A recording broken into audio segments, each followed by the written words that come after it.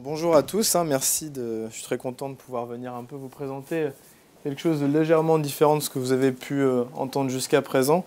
Alors très rapidement, pour que vous compreniez un peu qui je suis et pourquoi ça fait peut-être sens effectivement que je vienne vous présenter le Serious Game Innovation ce matin. Donc je travaille pour un cabinet de conseil qui s'appelle Bluenove, qui est un très jeune cabinet de conseil. On a presque 4 ans. Cabinet qui a été créé donc par Martin Duval pour remplir un objectif très précis et un positionnement de niche sur le marché français du conseil.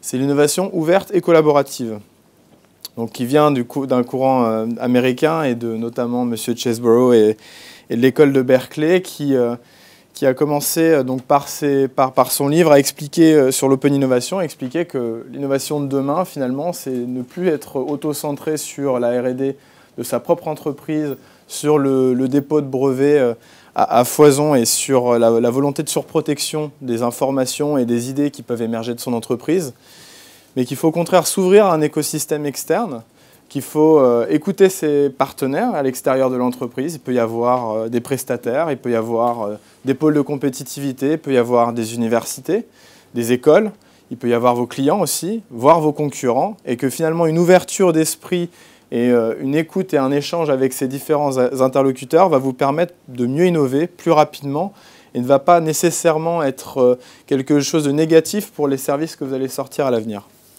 Le deuxième penchant de cette innovation-là, c'est ce qu'on appelle l'innovation collaborative, qui elle a pour but d'aider les personnes dans l'entreprise à mieux collaborer ensemble, à mieux s'écouter, à apprendre à se connaître, à révéler leurs expertises, et donc à stimuler l'innovation aussi en interne. Les deux sont en fait totalement liés, parce que pour bien communiquer avec l'extérieur de l'entreprise et avoir cette ouverture d'esprit, il faut tout d'abord bien savoir communiquer en interne et savoir avec qui on travaille. Donc finalement, toute notre activité, Bluenove, c'est d'apporter des prestations de conseil auprès de grands groupes pour les aider à la fois à mieux innover en interne via des outils collaboratifs et via des techniques d'ateliers de co-création, etc., pour lesquels on peut les accompagner pour les aider à innover, mais aussi et surtout sur l'identification d'acteurs externes avec lesquels ils pourraient mieux innover, sortir des services un petit peu en rupture. Alors, effectivement, donc comme je vous disais, Bluenove a 4 ans, plus de 70 projets réalisés auprès de plus de 50 clients. Aujourd'hui, on est une vingtaine de consultants. Juste avant de me recentrer sur le Serious Game, vous allez voir pourquoi je fais juste cette petite ouverture avant. Dans les différentes missions qu'on a pu faire ces 4 dernières années, j'ai essayé de réfléchir autour du sujet finalement autour du sujet du jour, qui était donc l'innovation en s'amusant, pour s'amuser, par le divertissement. Pour ça, moi j'ai un premier exemple sur des missions qu'on a pu mener dans le milieu du jeu vidéo par exemple. C'est pour des acteurs tels que Microsoft, Mimesis Republic, Ubisoft, pardon, mais Microsoft en est un autre. Mimesis Republic qui est une société que vous connaissez moins, mais qui sont aussi des éditeurs de jeux. Voilà, nous on a eu à conduire des ateliers de réflexion avec ces gens-là. En quoi c'était innovant ? Bon, le divertissement, vous le voyez, c'est plutôt par rapport au secteur d'activité. En quoi c'était innovant ? C'était que ces personnes-là voulaient réunir des développeurs internes dans leur entreprise avec des utilisateurs de leurs services pour réfléchir à des modèles économiques pour leurs futurs jeux et puis à aussi ce qu'on appelle les gameplays et donc peut-être les environnements de jeu qu'ils pourraient souhaiter à l'avenir. Ça, c'est le type de mission qu'on a pu faire. Qui montrait que l'innovation et le divertissement ne sont pas complètement décorrélés. Après, dans le milieu de la musique, quelque chose de plus concret qui a eu lieu assez récemment, c'était le salon du Midem à Cannes tous les ans. Vous connaissez certainement ce salon autour de la thématique de la musique.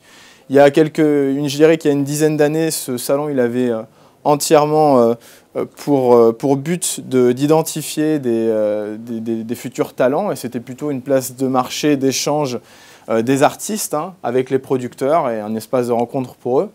Aujourd'hui, on connaît plus le Midem pour les Energy Music Awards qui ont lieu au même moment. Et il y a quelque chose qui se développe beaucoup par contre, c'est un concours d'innovation et de start-up qui a été initié par Vivendi et qui est hébergé tous les ans au Midem. Pourquoi c'était intéressant cet exemple-là ? C'est que dans l'exemple du divertissement par la musique, ce qu'on a pu voir cette année, et nous on était, Bluenove, on avait eu la chance d'être membre du jury de ce concours de start-up, c'est que finalement, on avait appelé des startups qui n'étaient pas du tout issues du milieu musical ou qui ne travaillaient pas spécifiquement dans ce milieu-là. Ça pouvait être des startups qui travaillaient plutôt dans l'univers financier, qui travaillaient plutôt dans l'informatique pure. Et ces startups, on leur avait demandé justement de challenger un peu l'univers musical en proposant des services innovants et des concepts de services innovants.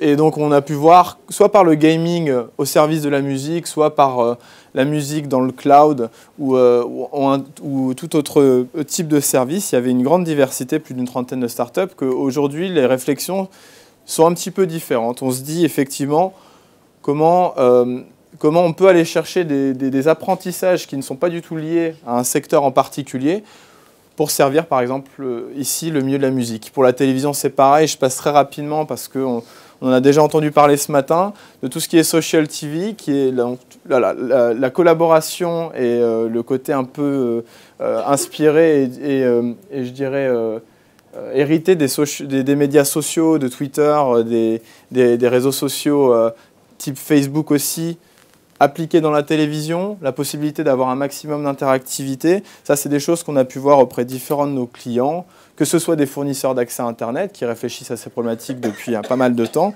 que ce soit des fournisseurs de contenu ou que ce soit effectivement des sociétés qui ont déjà essayé de lancer des systèmes de télévision interactive. Donc là, on parle bien de divertissement encore, on parle bien d'innovation parce qu'on va essayer de trouver des ponts avec les usages de l'Internet pour essayer de créer une appétence supplémentaire sur les services audiovisuels. Le dernier point, finalement, c'est de se dire s'amuser pour innover, finalement. Est-ce que ça, c'est pas une approche? Et vous allez voir où je veux en venir. Bluenov a notamment eu l'occasion à plusieurs reprises d'organiser des ateliers de co-création. Donc ça, c'est vraiment un système en immersion dans l'entreprise où on va accompagner une entreprise pour les aider à mieux innover, à stimuler leur créativité entre eux dans un contexte qui est un petit peu propice au divertissement, mais pour un but bien précis qui est de challenger un peu les futurs services qui vont sortir et créer une véritable valeur pour l'entreprise. Alors ça, comment ça se manifeste concrètement aujourd'hui? Ça se manifeste entre autres par un projet qu'on a lancé il y a un peu plus de 6 mois maintenant officiellement, le projet du Serious Game Innovation. Alors qu'est-ce que c'est que ce Serious Game? Donc, le 16 septembre 2009, Nathalie Kosciusko-Morizet avait lancé un appel d'offres au Serious Game dans le cadre du volet numérique du plan de relance du gouvernement. L'idée, c'était d'octroyer 80 budgets pour des Serious Games. Donc il y avait un certain nombre de sociétés qui pouvaient essayer de proposer des jeux vidéo intelligents qui avait plutôt une vocation de formation pour l'entreprise et d'éducation d'un public donc plutôt professionnel à différentes problématiques. Alors il y a eu à peu près tous les sujets qui ont pu être traités par ces projets de Serious Game. Le nôtre en l'occurrence, qui s'appelle Innovation, était un Serious Game pour encourager l'innovation ouverte et participative. Tout ce dont je viens vous parler, en fait, on a essayé de l'intégrer au sein même d'un jeu vidéo simple, pour pouvoir permettre aux personnes en entreprise, pour leur permettre de s'éduquer finalement à ces nouvelles pratiques de l'innovation. Alors on a remporté un des 80 budgets, on travaille avec l'INRIA et le CEA, et puis également Paraschool, qui est une société qui est éditrice de jeux éducatifs. Donc finalement, voilà, nous on est plutôt là pour la partie expertise et toute la partie scénarisation du jeu. C'est le travail qu'on a fait pour sa sortie. Alors, je vois que mes petites animations, elles n'ont pas marché. C'est pas grave, vous allez avoir tout le texte d'un coup. Innovation, qu'est-ce que c'est? Donc, vous avez quelques petites images, vous allez en voir un peu plus après. Donc, c'est ce fameux jeu où vous allez incarner le rôle d'un chef de projet. Alors là, en l'occurrence, le cas, c'est une entreprise des télécoms, d'accord? Vous êtes un chef de projet. Et le problème de cette entreprise de télécoms, c'est qu'elle est en train de perdre énormément de parts de marché parce qu'elle n'innove plus assez, alors qu'avant, c'est ce qui faisait qu'elle pouvait rayonner dans l'univers fictif du jeu. Donc on a un problème de part de marché et aujourd'hui, monsieur de Margerette, qui est vous voyez le petit monsieur que vous voyez en bas, qui est le PDG de la société, a décidé de vous donner les moyens d'essayer de comprendre vers quel secteur vous devez essayer de faire porter vos innovations de demain et d'aller donc de l'identification du secteur le plus approprié par tout un nombre de pratiques que ferait un bon chef de projet dans une entreprise, en s'appuyant aussi sur des pratiques externes à l'entreprise, hein, bien sûr, parce que, comme on vous disait, on prône l'innovation ouverte aussi, et d'aller jusqu'à l'étape de lancement, finalement, du service qu'il aura choisi de lancer, dans lequel il aura choisi d'investir. Donc là, pour l'instant, il y a 2 épisodes qui sont ouverts. Vous allez voir qu'il y a 6 étapes, en fait, dans le jeu. Là, il y a l'épisode 1 qui est ce qu'on appelle la phase d'idéation. Donc, c'est vraiment, je vais essayer de générer des idées. Donc, il y a plusieurs techniques, il y a plusieurs leviers. Hein. Est-ce que c'est dans l'entreprise? Est-ce que c'est à l'extérieur? Comment je vais aller chercher mes idées? Est-ce que j'ouvre une plateforme collaborative dans l'entreprise? Est-ce que j'en ouvre une avec des partenaires externes, type pôle de compétitivité, start-up ou autre?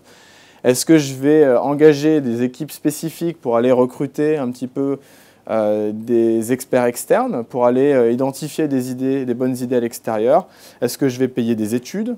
Bon, il y a tout un tas de mécaniques qu'on pourrait retrouver dans une entreprise. Aujourd'hui, elles sont possibles à l'intérieur de ce jeu-là. L'idée étant d'avoir un maximum d'informations sur différentes grandes idées du marché pour que vous puissiez sélectionner celle qui peut fonctionner et qui pourrait vous permettre de passer en étape 2, à savoir commencer à définir un petit peu le concept de votre offre pour pouvoir vous mettre dans la perspective de la lancer. Alors, ce jeu, donc, comme je vous disais, vous êtes ce chef de projet. Vous avez, alors, je vais passer cette partie-là parce qu'elle n'est pas, c'est pas bien intéressante. Voilà, vous avez 6 étapes de projet, d'accord? On va les voir juste après parce que ça, c'est un peu ce que je vous ai dit. Donc, je vous disais juste la société Paranov. Voilà, donc dans le cas du jeu, voilà, il y a 43 000 salariés répartis dans 9 pays, chiffre d'affaires en 2010 qui était de 8 milliards d'euros. Donc voilà, nos activités aujourd'hui dans ce jeu sont exclusivement des offres télécom. Et donc l'idée, c'est de se diversifier un petit peu et de sortir de cet univers-là aussi. C'est tout l'intérêt. Donc là, vous pouvez voir un peu l'univers du jeu, c'est un exemple. Comment le jeu fonctionne, donc vous êtes, comme vous pouvez le comprendre, la personne que vous ne voyez pas, et vous allez pouvoir interagir avec différents personnages. Vous allez voir en bas, ici, vous avez un certain nombre de points. Je le montre aussi pour ceux qui sont de ce côté-là. Donc vous avez des points d'action, c'est-à-dire que chaque décision que je vais prendre dans le jeu va consommer du temps. Vous voyez aussi, alors là, je ne sais pas si vous voyez bien, mais en bas, normalement, vous avez la date et l'heure, d'accord? Et donc, à chaque fois que vous allez décider d'une action, ça va vous faire avancer de 2 semaines, 3 semaines, 1 mois dans le temps, et ça va consommer des points d'action. Les points RE sont les points plutôt en ressources humaines et en ressources matérielles, d'accord? Donc, c'est vos points ressources. Les points ressources aussi vont être consommés de manière plus ou moins importante à chaque fois que vous allez décider d'une action dans le jeu.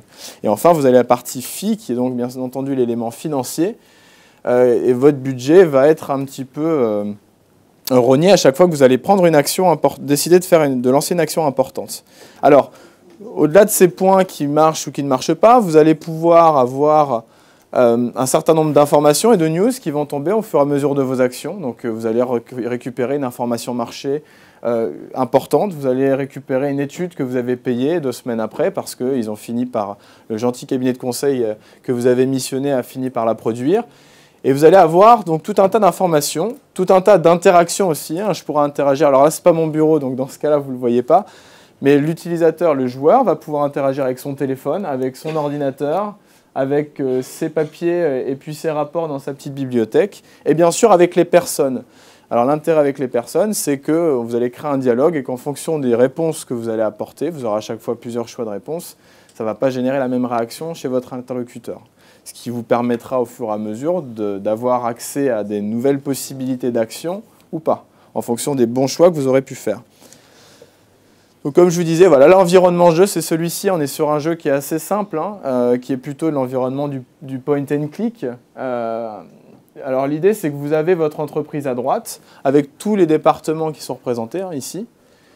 Donc vous avez la partie interne, donc la direction, vous allez avoir votre bureau, la direction marketing, la direction générale bien sûr, la R&D, la direction des achats, la direction juridique, ressources humaines et bien sûr la direction des administratifs et financières. Donc ça c'est la première partie. Et puis vous avez tout un environnement externe, qui va se trouver ici dans le jeu et qui va changer en fonction des étapes du jeu dans lesquelles vous allez vous trouver. Vous n'allez pas trouver les mêmes choses ici. Là, en l'occurrence, vous allez pouvoir trouver des startups, des pôles de compétitivité, des experts, des clients, des grandes entreprises, des fournisseurs, des écoles et universités. Donc l'idée, c'est que vous allez pouvoir interagir avec des acteurs externes à l'entreprise pour la simple et bonne raison que ça peut avoir à un moment donné une incidence importante pour vos futures interactions dans le jeu, pour une phase de recrutement ou pour une phase d'identification d'idées, comme je vous le disais tout à l'heure. Quelles sont les étapes de ce jeu? D'abord, l'étape première, comme je vous le disais, c'est l'étape d'idéation. Et puis vous allez passer ce qu'on a appelé un gate. Le gate, c'est qu'à un moment donné, quand vous pensez que vous avez l'information suffisante, sachant que vous avez un objectif très précis à atteindre par étape, l'objectif de l'étape première étant trouver une idée, un concept de service sur lequel il va falloir qu'on investisse et venez le présenter à la direction générale. Donc là, vous avez un certain temps pour trouver quel est ce bon concept et choisir le bon. Une fois que vous le présentez, soit ça fonctionne, soit ça ne fonctionne pas. Auquel cas, il va peut-être falloir que vous ravisiez votre jugement et que vous fassiez des études complémentaires pour trouver le bon sujet d'investissement pour le jeu. Alors, il y en a trois qui fonctionnent en tout et un qui est particulièrement plébiscité. Et sur une dizaine de sujets d'investissement possibles pour une étape 1. Il faut savoir que chaque étape du jeu dure entre 1 heure et 1 heure et demie. D'accord ? Et donc, comme je vous le disais, il y en a 6. Le but, c'est vraiment de former les personnes dans l'entreprise. Donc, vous allez avoir des gates à chaque fois. Le gate correspondant à « je vais devant le directeur général et le comité de direction et je vais leur présenter mes résultats ». La deuxième étape du jeu, c'est de commencer à définir le concept du service. Ensuite, vous allez devoir partir sur la définition du proof of concept, le développement du service à part entière, le premier prototype de votre service et puis bien sûr le lancement qui doit ensuite vous amener vers le succès normalement si vous avez bien travaillé et de permettre à la société fictive qui s'appelle Paranov de regagner des parts de marché. Alors, ce qu'on a appelé les stages, comme je vous le disais, voilà, donc vous avez différentes tâches à accomplir, vous avez un droit de... vous allez être évalué au fur et à mesure de vos actions et vous allez pouvoir aussi, comme dans un jeu, tout jeu vidéo qui se respecte, gagner aussi des points en termes de... Alors, vous allez avoir un trophée qui va être trophée bronze, trophée argent ou trophée or en fonction du nombre de points que vous allez pouvoir cumuler en étant chef de projet dans le jeu. Et puis, donc, il y a un certain nombre de livrables qui vont découler de ce jeu. Là où je vous disais, on n'est pas simplement dans un jeu vidéo, c'est qu'au-delà de tout ce que ça va vous apprendre, juste par le fait d'y jouer et de créer d'interagir avec des personnages à l'intérieur du jeu et de comprendre quelles pourraient être les actions dans un système un petit peu tel que celui-ci, où j'ai besoin d'innover et d'interagir avec tout un tas d'acteurs différents. C'est aussi qu'une fois que la décision a été prise, il y a toute une partie du jeu qui est dédiée à un peu la formation. Donc vous allez récupérer tout un tas de livrables, il y a plusieurs éléments de documentaires notamment, qui vont vous aider à vous rappeler ce qui s'est passé, qu'est-ce que vous avez fait comme choix, est-ce que c'était des bons choix ou des choix peut-être qui n'étaient pas les plus judicieux à ce moment-là. On va vous expliquer dans un processus d'idéation, par exemple pour la phase 1, quelles sont les étapes à respecter pour que ça fonctionne bien. Donc là, on bascule vers ce qui est notre métier, c'est-à-dire la prestation de conseil pur. Une fois que vous avez compris comment le jeu fonctionne et que vous êtes testé vous-même avant qu'on vous accompagne pour le faire, on va vous donner tous les éléments pour qu'à l'avenir, ou dans un cas réel, vous puissiez le refaire de manière on va dire, la moins risquée possible et la plus efficace. Alors bien sûr, il n'y a pas que des bonnes et des mauvaises réponses dans ce type de jeu. Il faut savoir que le joueur va pouvoir tester plusieurs choses, revenir en arrière, réessayer quelque chose d'autre, comme on le ferait dans la vie de tous les jours finalement en entreprise, où on peut faire des erreurs d'investissement, on peut se faire taper sur les doigts par notre direction, et puis on peut avoir la possibilité quand même de prendre des biais différents jusqu'à l'arrivée à une solution, je dirais, fiable pour l'entreprise. Alors, ce jeu-là, pourquoi on le propose? Effectivement, ce qu'il a d'innovant déjà, c'est que, on s'est dit, parler d'innovation et parler de situation d'entreprise, même pour un serious game, c'est quelque chose qui n'a pas été vu jusqu'à présent. Et dans les premières présentations qu'on a pu faire de ce jeu, on a même déjà plusieurs clients qui l'ont commandé. Ce qui est intéressant dans la notion d'innovation et de rupture, c'est que par exemple, on a 2 clients qui ont déjà commandé ce jeu et qui ne sont pas du tout issus du secteur des télécoms. Et donc, comme on leur disait, on peut essayer de rescénariser le jeu parce qu'il a bien entendu été pensé pour que toute l'architecture derrière nous permette de refaire un scénario personnalisé en fonction du secteur, de l'entreprise, de ses propres process internes, etc. Et la société en question nous a dit non, non, pas du tout, au contraire. Je préfère que ce soit une entreprise télécom dans le jeu, parce que c'est encore plus en rupture avec tout ce qu'on fait, et là on est vraiment dans l'innovation. Là je vais vraiment aller chercher quelque chose d'autre chez mes employés. Donc je préfère qu'on reste dans un cap qui ne nous touche pas directement, pour pouvoir mieux stimuler leur créativité, et puis qu'ils puissent se mettre dans un environnement un petit peu différent pour leur formation. Donc voilà pour le jeu. Ce que je voulais juste faire en 1 minute, si c'est possible, pour que vous ayez une petite vision un peu plus claire de la façon d'évoluer dans le jeu, c'est que j'avais un petit trailer en ligne, j'espère que je vais pouvoir l'ouvrir, normalement il ne devrait pas y avoir de problème. Donc l'idée, comme je vous disais, c'était vraiment voilà, l'idée principale de notre Serious Game. Et je voulais juste appuyer sur un point important, c'est qu'il est difficile en ce moment, on s'en est rendu compte, de mettre la notion de gaming dès qu'on veut avoir une approche de conseil auprès de sociétés, parce que le gaming, dans une période un petit peu complexe où les achats font très attention aux investissements, a une connotation un petit peu négative sur des budgets alloués à la formation dans les entreprises. Alors que finalement, la révolution, elle est bien là en fait. Comme on vous le disait, les pratiques des jeux vidéo et les gamers d'aujourd'hui ne sont pas les gamers d'hier. On est sur, même donc toutes les personnes en entreprise, les cadres ou autres, sont des personnes qui peuvent avoir cette activité, je dirais, au quotidien avec leurs enfants ou même pour eux-mêmes. Excusez-moi, parce que je réfléchis, on cherchait en même temps la chaîne, qui peuvent avoir cette activité aussi dans leur vie de tous les jours. Et finalement, c'était bien l'objectif de ce jeu, c'était de permettre à n'importe qui dans l'entreprise de pouvoir s'identifier à un acteur spécifique et de pouvoir y jouer de la même façon. Ce jeu n'est pas destiné simplement à des chefs de projet réels dans l'entreprise. Il peut être joué par n'importe qui et c'est là où il prend tout son intérêt. Parce que le message que nous, on veut porter, c'est que pour bien comprendre comment vous allez pouvoir interagir avec les différentes personnes, il faut que vous puissiez vous mettre à leur place à un moment donné, que vous compreniez comment eux interagissent avec les autres et ce qui peut se passer quand on s'ouvre un petit peu à un écosystème extérieur. Donc voilà, je vous le montre juste.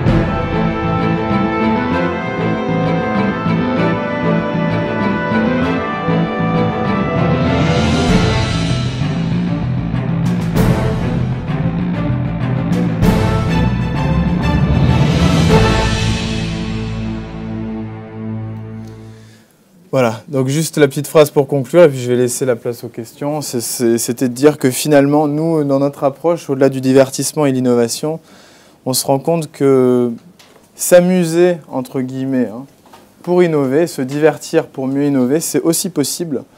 Et donc c'est ce qu'on essaie en tout cas de prôner chez Bluenov. Et voilà, j'ai été très content de pouvoir vous présenter un peu ce projet aujourd'hui. Merci. Merci.